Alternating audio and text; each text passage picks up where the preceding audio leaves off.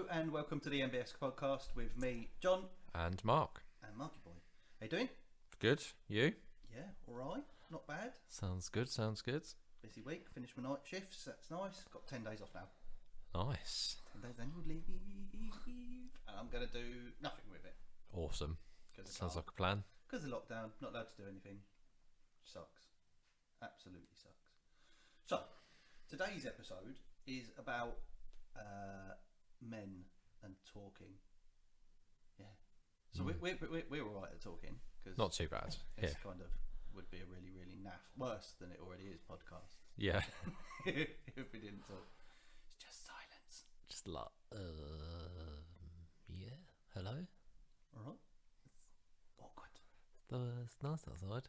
It's not nice. It's not nice. It's not nice outside. It sucks. It's crap outside. So men talking. And whether we do or whether we don't, and why we might do or might not talk, because we should do, really, shouldn't we? Yeah, I think we do about certain things, but not about the things that we should really talk about.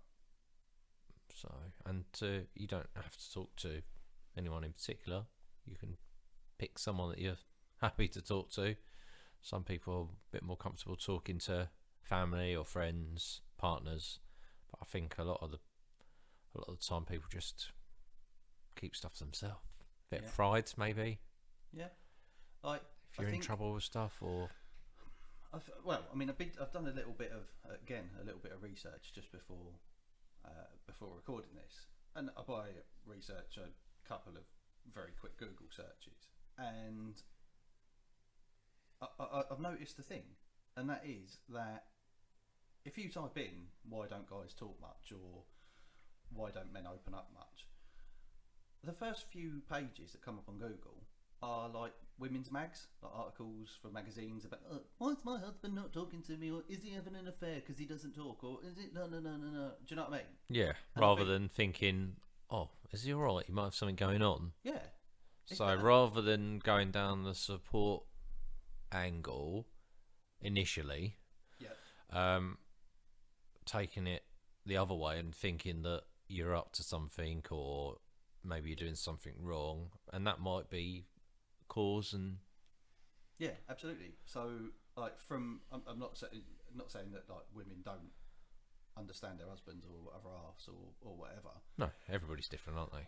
But like, if you, I don't know, if you're a guy and like type into Google, who can I talk to? I want to open up, and you get like a barrage of like OK Magazine, like my husband doesn't talk to me, is he having an affair, and all that sort of stuff. Like, I don't know, for me personally, I guess I'd be a bit like, nope, no one to talk to, and if I do, I'm just going to be ridiculed because, you know, there are 800 comments on this thread on whatever forum, whatever post group, whatever, of all the other women being supportive, granted, but towards the woman, but then being negative towards the bloke.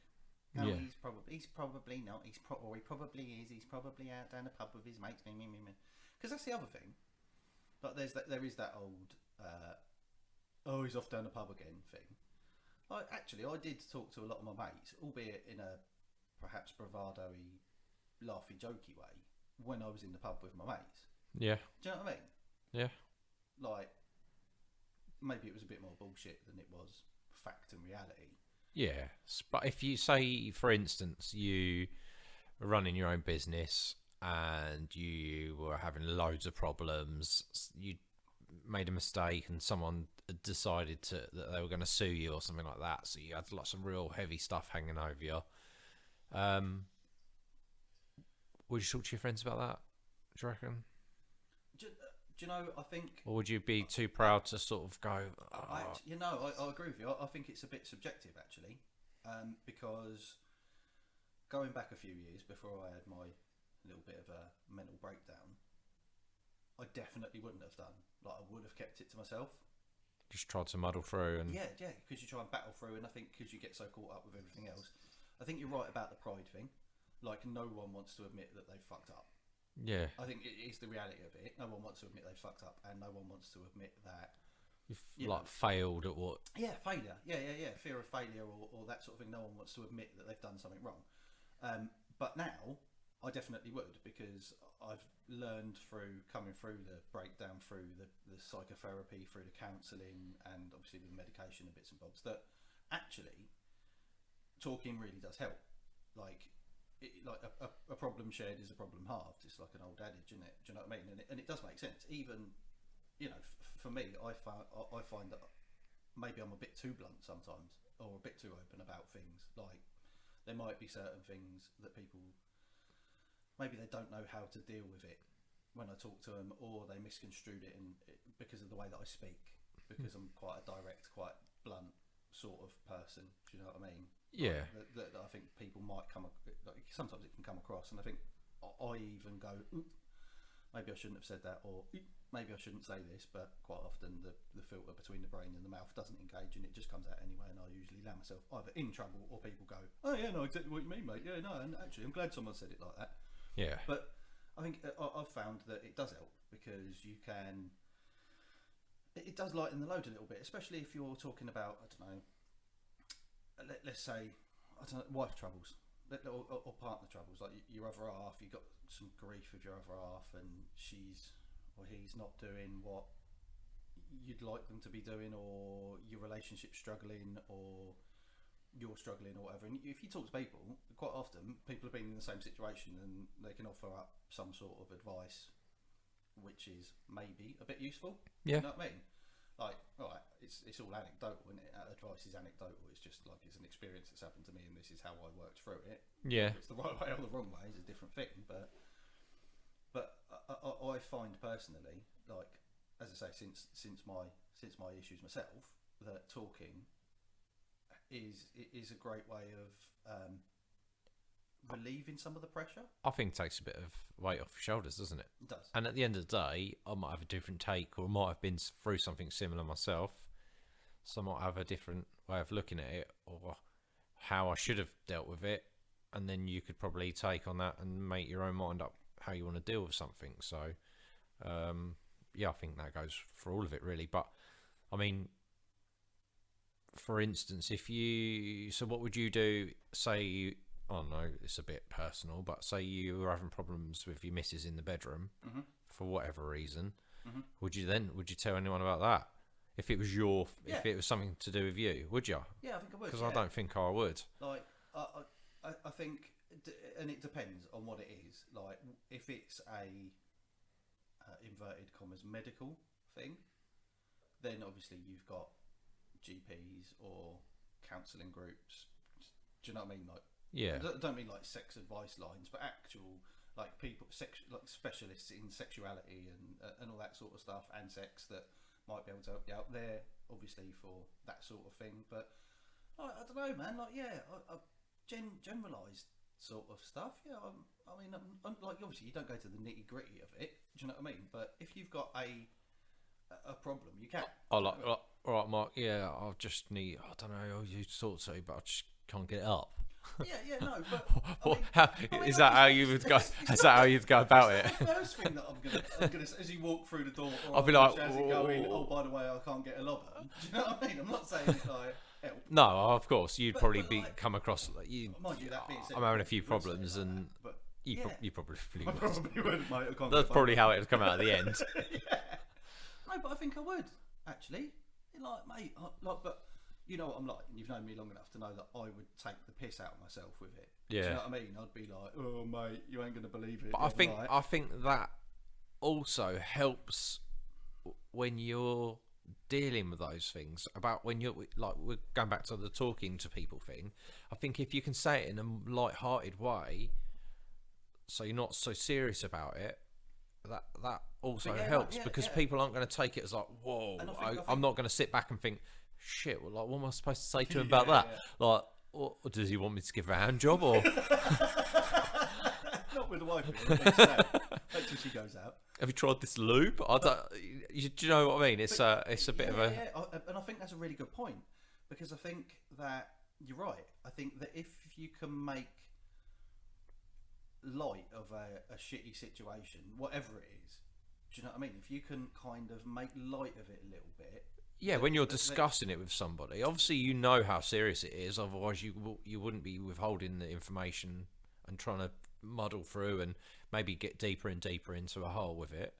So, but yeah, I think that's probably a good way of. I think, but maybe when we talk about like blokes talking or opening up more, I think we immediately think of sitting in front of a counsellor or something, or sitting in front of a professional of something, and going, I can't get an erection, or I can't cope with everything because my wife chews like a cow when she eats her dinner or something, or I haven't slept for 3 months because my partner snores and I just can't deal with it. Don't snore. I'm a sexy diesel generator. That's all it is. It's a hum. It's not a snore. Oh, okay. But yeah. So I think that's it. Like, I think if we try and turn the stigma away from, like, sitting in front of someone with a clipboard on a couch, do you know what I mean?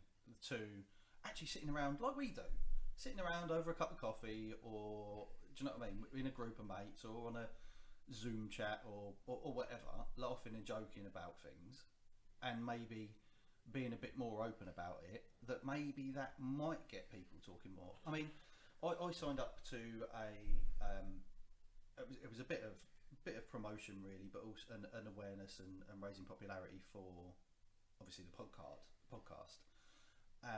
And there's a group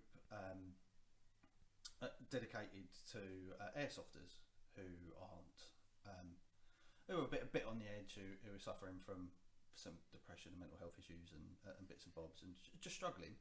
And actually a community came together, or someone came up with the idea of bringing this community together, which is, today I saw they're like 500 strong for a relatively new group, which is really good. Yeah. On social media.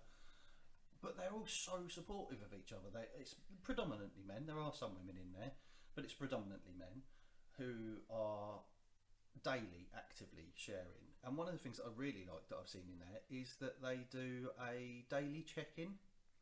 So like someone will post up, say, daily check-in, today I've had X or Y experience, I'm feeling better or worse than I was yesterday, blah blah blah. Feeling a bit down, this is going on. And they talk it out. And I guess that in a weird sort of way, that's also quite a good little medium as well, because you've taken away from potentially talking to your mates, who you might fear won't be your mates if you tell them that actually I tried to kill myself today. Yeah, you're in a specific group for that reason. Yeah. So there's no.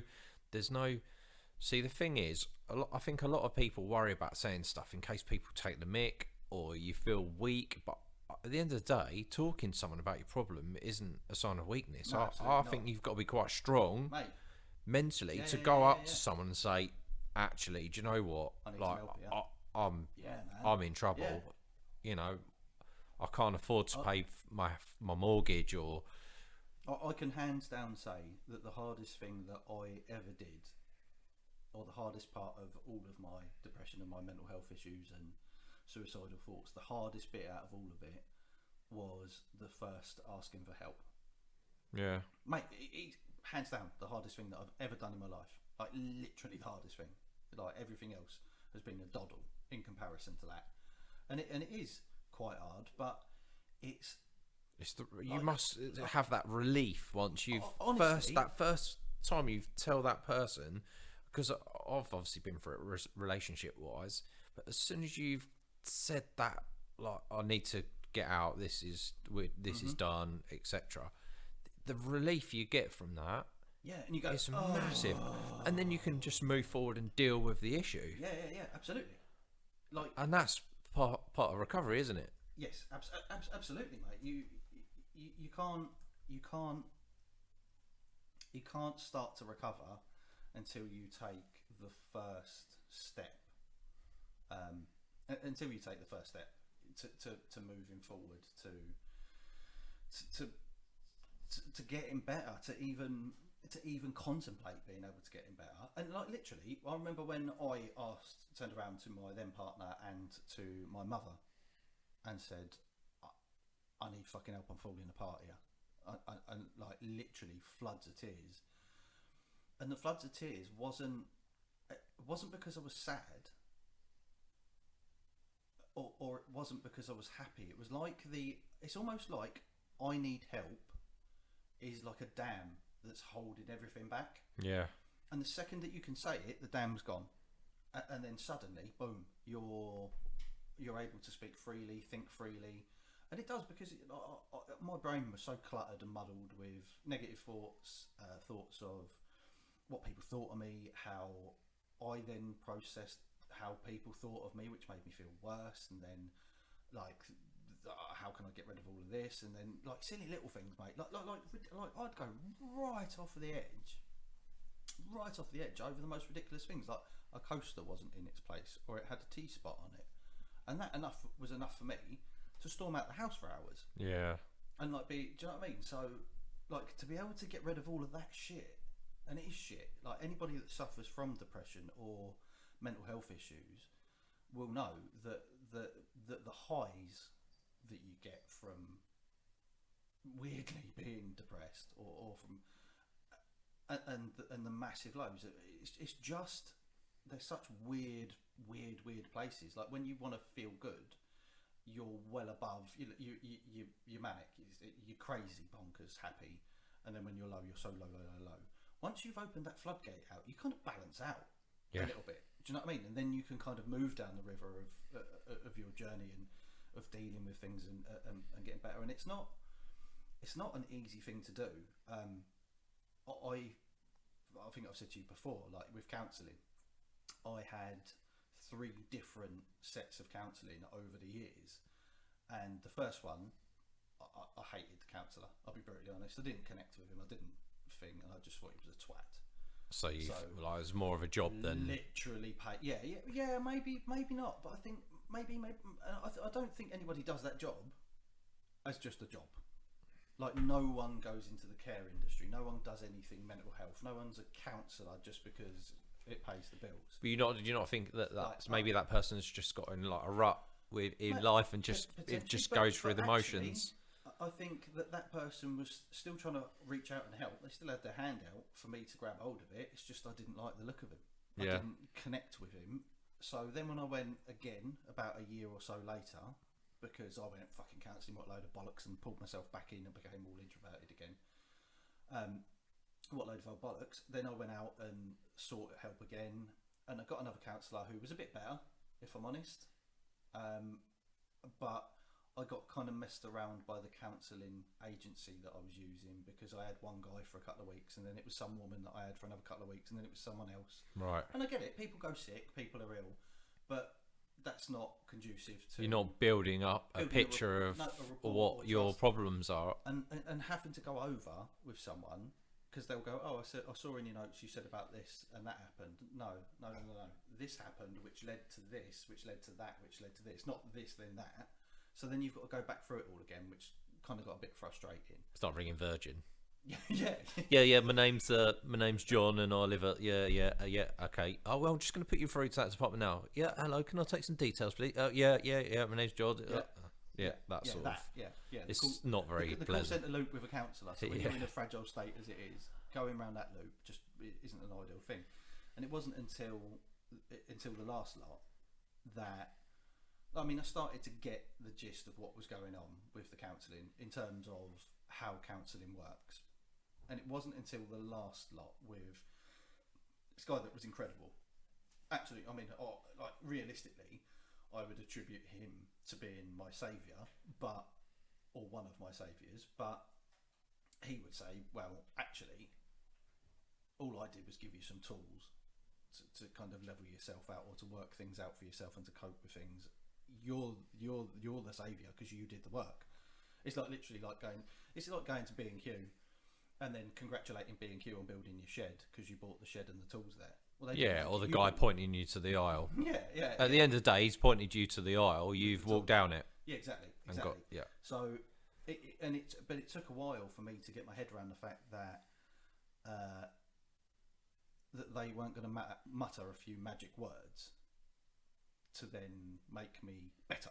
Do you know what I mean? In inverted commas, like they weren't going to go, oh yes, well, it's what not you need overnight, to do is is you it? need to walk like an Egyptian for 26 yards, and then you need to do this and do that and do Eat that. Eat 3 apples a day and then suddenly, bam, your depression's gone, and you're going to be a well-rounded, normal individual. Inverted commas. So what they actually do is, like I said, is they start looking at things with you and unpacking your shit that you've stored away, and pulling out with bringing it out in a kind of a constructive, safe way. Do you know what I mean? Yeah. Rather than it all flooding out like it often does if you're suffering from depression or whatever, like come bursting out through the gates. It actually, we'll take that one box and we'll look at that, right? We'll shut the door of the cupboard and we'll deal with this issue and we'll deal with that issue. And actually, given the tools that I've provided you with and the techniques that I've provided you with, is this thing that you've got in this box here actually an issue? Is it a problem? Because quite a lot of the time that I found that things that I perceived to be a problem went away. Yeah. Like literally, it was almost like the problem evaporated before your eyes when you talked over it, looking at it from a different perspective. Oh, actually, it's not an issue at all, so it went away. So like this massive closet or lockup that I had full of issues in my head and problems that were causing me to behave erratically, to behave in a self-destructive way, to portray myself as something that I wasn't, to be. Do you know what I mean? Yeah. When you actually unpacked all that and almost guided handheld through it, like, and you took it all apart, the entire lockup ended up being like an undercovered storage. Yeah. Of actual genuine problems. Do you know what I mean? And genuine issues. So getting away from that or getting away from the lockup and being able to use that was really good. And none of it would have come together if I hadn't taken that first step and gone, oh, I need some help. Yeah. Do you know what I mean? Yeah, I get completely what you mean. I had a similar thing when I was in my early 20s, spending money. I started off, I took a loan out. I had a job, full-time job. I took a loan out. I bought a motorbike. I crashed it within 30 minutes of having it. So then I'm off work for ages. I borrowed more money on top of the money I owed, and it sort of just went into a downward spiral. I used to play fruities quite a lot, so the gambling element was there as well, to the point where over a couple of years I owed something like 10 grand out. Oof. Early 20s, what am I doing? And I look back and I thought, blimey, I've worked here for like 2 years and I've got nothing to show for it. Yeah. And it just got to the point where I didn't have anything left. When I got paid, it literally all disappeared. And I did the same thing. So I had to, at the time, my mum was probably quite close in that respect. So I spoke to her, a bit of a breakdown, just where you're releasing the information, isn't it? Pent up, it wasn't a long-term thing or anything like that. It was just that initial, hey, look, I really need help. Yeah. And then you sort of sit down, explain what's going on and go through it, and then sort of had a bit of guidance, and it worked. So you just need to take on what you're doing and just move forward with it. But it's not nice, and I think a lot of different things are involved, aren't they? I think gambling's pretty big. Yes, it is, with men. Yeah, I think so. And I think that sort of again comes from that who's doing the pub, because like you said, the fruities. And horse racing, football. Yeah. There's so much stuff. And I think I think Russell Brand said that we look at addiction in a weird, strange way, because addiction realistically is a mental health issue. Whether it's it's not bipolar or schizophrenia. No, it's not severe. No, but you look at drug addicts, right? Drug addicts are criminalised because they're addicted to something.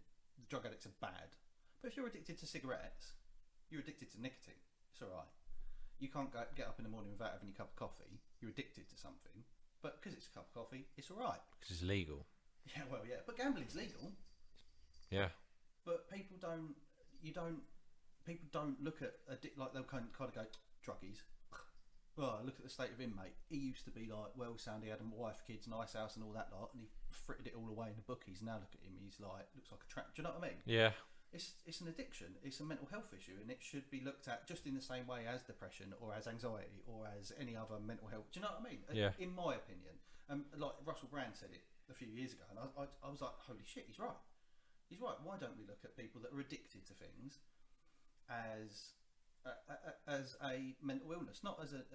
Would you not say everybody's addicted to something? if you're putting it in that context. No. I think everybody likes to do things. Yeah. Like I suppose if you can go a day, I like to go for a bike ride. Yeah. But I don't. you don't wake up have first to thing go in the out. morning, You don't think, "I've got have go to do 10 that. miles." Yeah. So like some people are addicted to going to the gym and Yeah, totally, and it is an addiction, but that addiction, other than potentially long-term wear and tear on your physical body, the majority of that is a positive outcome. Yeah. If you're fit and healthy, you're fit and healthy. But some people go to the gym to escape at things and clear their head. But that's using it as an escape, yeah. So that goes back to the not talking thing, doesn't it? Because if you're, yeah, would you say if you need to go to the gym to clear your head, that you're not talking to people about what you need to go and clear your head about? Yeah, no, I think you're right, and I think that we historically as men have had to go down macho routes to relieve our stresses. So things like boxing, and like when I was growing up, when we were growing up, really, MMA was starting to come out of nowhere and get really big, wasn't it? It wasn't until like the noughties that it got massive. Yeah, it was all MMA initially was like different areas, wasn't it? So you'd have like karate against jiu-jitsu and wrestling, exactly. and but now it's this massive thing. you learn it all. Yeah, a bit of everything. But we'd so like going to the gym, because turning into Arnie, or going to boxing clubs, or going, do you know what I mean, that sort of thing. Yeah. It was more of a physical thing for a bloke. Blokes either went to the pub,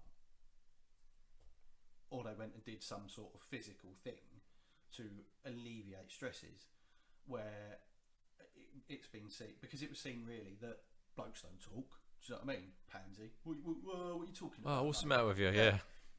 Suck it up, buttercup, that sort of thing. Whereas women always talk. So I think that in itself as well. I think that it's not been until really recently where there have been a shift in attitudes between what's acceptable or what's acceptable or normal for a man to be able to do and a woman to be able to do. Like they've always been quite opposite or quite far away from each other. Do you know what I mean? Yeah. Like, so women talk. Oh my God, they talk. But they will get together in a group of them and they will air their problems with each other and quite often come to a solution. Whether it's either A, he's a dickhead, B, he's a dickhead, C, he's a dickhead. Oh, so he come home from work yesterday, right? And he didn't even wash up. I've been cooking for like 2 hours. And he didn't even wash up. But the point is they get it off your chest. Get it off their chest, and then they're all laughing and joking, Yeah. and we're all dickheads. Yeah. Simple as that. Because her friend might go, well, yeah, my other half's a bit like that, or my other half's actually not too bad with stuff like that, and you'd sort of just. But yet, blokes, we'll go down the pub. How's it going, mate? Yeah, I'm alright. Yeah, we'll see you footy. Yeah. Yeah. Well, you want a beer? No, because I hate football. Fucking suckerists. But it is, isn't it? Do you know what I mean? Like, you're right. Let's have a beer. Like, and you don't say anything. Like, I can remember going to the pub and like wanting to bawl my eyes out, like Saturday night or something, going out with the lads, and actually wanting just to be at home underneath the bloody duvet, crying my eyes out because I was stressed out about something, or I'd split up with the current love of my life, or do you know what I mean? Or the then love of my life rather than the current love of my life. But do you know what I mean? That sort of thing. But instead, you'd like get in the shower, put on your Ben Sherman shirt. Because your mates would be like, "Oh, don't be a soft ass. Come on, get out." Oh, get out, mate. It's plenty You'll more be alright. fish in the sea. Yeah, you'll be alright. Do you know what I mean? Rather than like, mate, totally understand where you're coming from. Yeah, do you want us to come around, have a couple of beers? Yeah, we have a couple of beers indoors, or we'll get a curry and play on the Xbox. Do you know what I mean? Or like, come on, you big fucking Jesse, let's get out and about. Come on. Do you know what I mean? Yeah. Like, so I can't think of a time that I've ever. I mean, no, I can think of a time, but like as a rule, where I've gone, right, I'm going to go down the pub and I'm going to have a real open heart to heart with my mates about my problems and our problems. It just doesn't sound right, does it? No, it doesn't sound.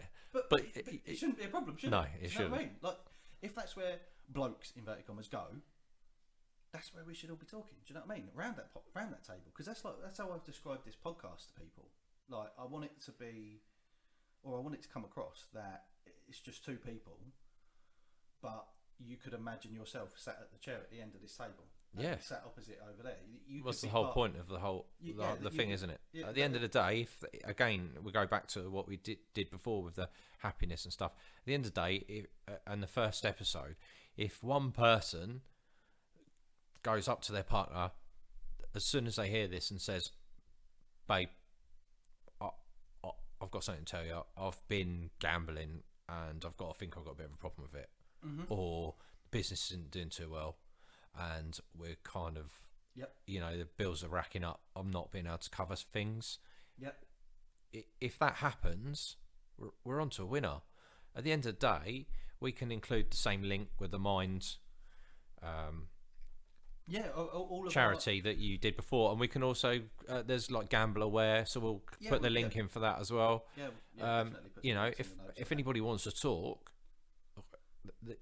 yourself and I are always, we've both got Facebook and obviously the NBS. You can, that. I The don't know NBS if group. you can. It's visible. So the NBS podcast has a group on Facebook which anybody can join. So men and women, more than welcome to join. It's not. There's no exclusivity for it. It's a private group, so it shows up, but you can't see what anyone else posts in there. So just look for the bright yellow background with the cow and the NBS podcast logo on it. So you can sign up to that, and we'll welcome you in with open arms if you want to come in there and have a chat. So that's fine. But like Mark says, we're here. You can drop us a message on there. It's not a problem at all. We do what we can, and realistically, Just try and point you in the right direction. Yeah. I'm just looking at a quick Google brings up for men mentalhealth.org.uk.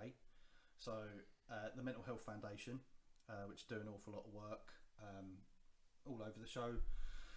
It's well worth having a little look into. You've obviously got the places like the Samaritans if you feel like things are getting to that real end game. Yeah, I mean, you might not have someone in your house exactly. to talk to. That that again could be the root of a problem. You might just be like seriously lonely. Yeah, and I mean that's another thing worth taking into account, because Mark and I mentioned it briefly. I've got an elderly neighbour, like very elderly neighbour, who through this whole COVID pandemic, as far as I've made out, family have been to visit her maybe like 5 times through the entire thing. So that puts it down to about once a month so far, if that. Yeah, probably about 0.6 times a month. it's like that in general, though, isn't it? But yeah, in general. But like, so I'll pop round, like I said, see if she wants some milk, see if she wants the bread. Always Just say to hello. Say hello. Stand Yeah. in the garden. I'll stand in the garden in the pouring rain, talking to her, just so that she's got someone to talk to, because she's just clearly lonely. So if just for yourselves, if you've got someone who lives on their own, knock on the door. At the minute, socially distanced and safe and everything, but knock on the door and see if they're all right. Just maybe turn up with a cup of tea or something. Well, I don't know. And the same if you've got friends or family. Absolutely. Just drop them a text, give them a call, Yeah. drop them a text. People aren't. I wouldn't think that people aren't ever going to turn around to you and say, "Go away." If you need help and you're asking out or reaching out to someone, no one's going to. Yeah, turn you've around not to got you to and dive into anything. You've just No. literally just got to ask how are you? How are you that's getting right. on? That's right. So, men realistically, then, what we say, need to talk more, need to open up more. Yeah, it's not a weakness. No. You've just got to remember that. Yeah. At the I end think, of the day, it's definitely not. And although by talking to someone initially, the crap might hit the fan, especially if you've been keeping stuff a secret from your family or partner, which is generally the problem, isn't it? Yeah. Things always build up. Initially, it might hit the fan, but at the end of the day, as soon as it hits it, you can then start moving forward and absolutely. and getting rid of the problem. Yeah.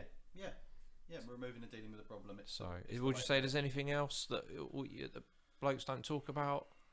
No. So we've covered what gambling, like work, relationships, mental health. Yeah, addictions and that sort of stuff. I mean, there are obviously people and groups that are out there specifically to deal with sort of drug and alcohol addictions and gambling addiction, counsellors and whatnot. So I just think, Unless you and bullying obviously is Yeah. is something that people don't talk about as well. Actually, while I'm thinking about that.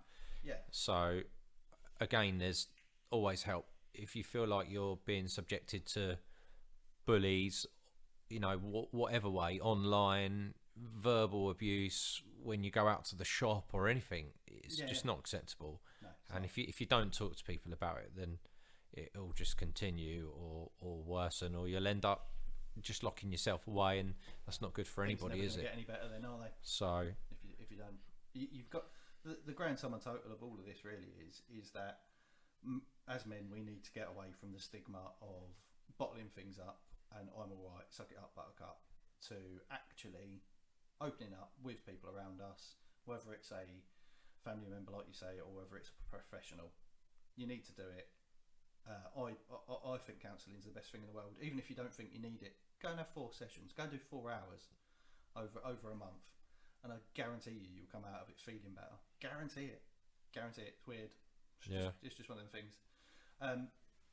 So just a little bit of a follow-on from our previous episode about tech and bits and bobs. yes, We spoke about the new Xbox being on fire. Because yes, as of that day, we'd seen that it had been posted up. yes. So it turns out it was someone blowing vape into their Xbox. Awesome. So much so that Microsoft, on their official Twitter account, released a statement saying, "Can't believe we're having to tell you this, but don't blow smoke into your electrical appliances, or don't blow vape into your electrical appliances." Yeah, it's not a fog machine. It was the fact that Microsoft posted out. Xbox were like, "Yeah, guys, gonna have to level with you here. Don't blow vape into a games console, you morons." Yes. Like, I just thought that was brilliant. It really made me chuckle. Like, of everybody, mind you, it's that dick stuck in toaster thing, in it. Do you know what I mean? Instructions too complicated. Dick stuck in toaster. Yep. Yeah. So that's covered that. Just wanted to do a little bit of an update on that one. Also, we've had a bit of feedback that sometimes the sound goes a bit strange. Now, we've tested it on obviously our own devices on our recording, but we've also played it back through things like Spotify and through Amazon and through Apple Podcasts, and they seem to come across, or the level seems to come across quite well. But with that in mind, I think I'm one of the main offenders for it, because I lean back in my chair and away from the mic a lot, have tried to make a bit more of a concerted effort to sit in front of the mic. I've bought shock mounts for them and pop filters, so hopefully that makes the sound quality a little bit clearer. So we are listening to the feedback that you give us. We do appreciate that. If you've got anything that you want to talk to us about, let us know. And If anybody is getting any quiet audio, if you could just pop it up on the Facebook page, what site you're listening it on, and your device, if you don't mind, so we can sort of eliminate any cause, because like John said, we've both tried on several different devices, and every time it's come through clear. Initially, before we did the first recording, we did have some issues with low audio, but we sorted that out as we thought we did. So it'd be just nice to clear anything up, because obviously we want people listening without any issues. Yep. So with that, I think we shall all sign off and go and have a cup of tea and a vape, and But not for your Xbox. But not for your Xbox. That you don't have. No, I don't have. I'm going to go and blow some vape through the PlayStation 4 just to see what happens. Yeah. Mind you, that being said, it hasn't been cleaned for so long. It'll probably clean it. Yeah, you never know. No, you never know. Right. With that, see you later. Ciao for now. Bye bye.